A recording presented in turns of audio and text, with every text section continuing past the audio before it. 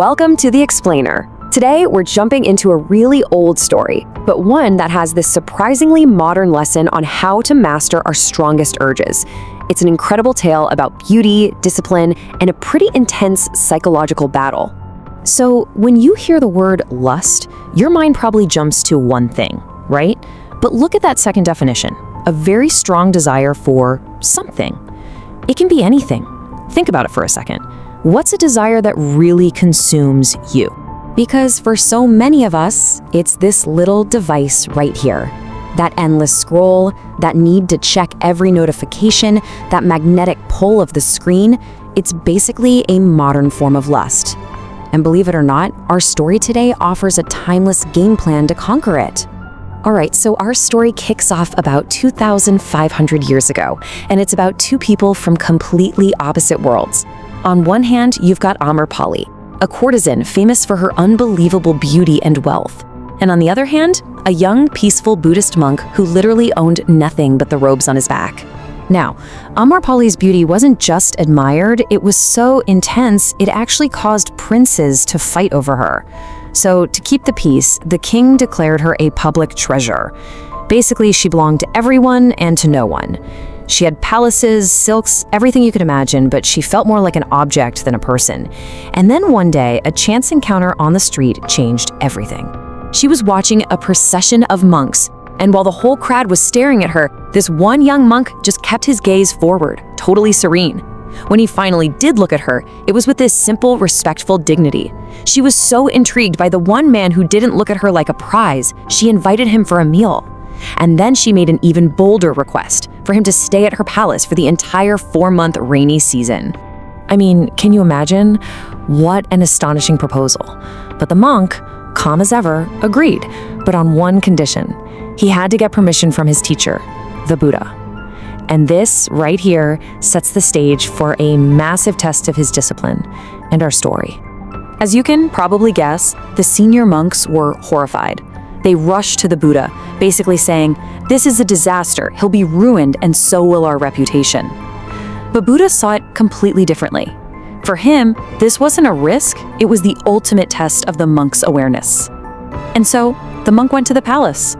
Okay, so let's dive into what actually happened inside that palace. After the 4 months were up, the monk shared his whole experience in 5 confessions, and each one is a really powerful lesson for us today. So on the 3rd evening, Amrapali came to sit with him. As she got closer, the air filled with the scent of jasmine, and the monk felt this overwhelming physical reaction, a huge surge of desire. He couldn't ignore it. His body was practically screaming at him to act. But here's what's so incredible. Instead of panicking or acting on it, he just observed it. He simply noticed what was happening inside his own body and named it. My heart is racing. My palms are sweating. This is the feeling of desire. That's the first crucial step to mastering any urge, pure non-judgmental awareness. But just being aware of the feeling, well, that wasn't enough. It didn't just magically disappear. In fact, as the days went on, trying to fight it only made things a whole lot worse. The monk admitted he tried to just crush the desire, clench his fists, tell himself, "I'm a monk," and just force the feelings away. But it backfired spectacularly. It's like that old saying, "Don't think of a pink elephant." The more he fought the thoughts of her, the more powerful and constant they became. Suppression was definitely not the answer. So one night, things got really intense when Amrapali entered his room, and he made a critical choice. He just stopped fighting. He acknowledged this immense energy coursing through him, but instead of letting it pull him toward her, he redirected it. He started focusing on his breath, and then he just began tidying his room, folding his clothes, channeling all that raw energy into a simple, productive task. Okay, this next phase is really where things get remarkable. He stops running from the temptation and instead starts to understand it on a much, much deeper level. He realized he'd been avoiding her, right? Keeping her as this beautiful but dangerous image in his mind. So he did the exact opposite. He invited her to talk. He asked about her life. And this, right here, shows the power of reframing. As he listened to her story, his whole perspective shifted. He no longer saw an object of lust. He saw a person in pain, totally trapped by her own beauty. And as he really started to see her suffering, his empathy became stronger than his desire. This is the crucial point. He didn't kill the energy of his desire, he gave it a higher purpose. It literally transformed from a selfish urge for his own pleasure into a compassionate mission to help her find peace. He actually started teaching her how to meditate.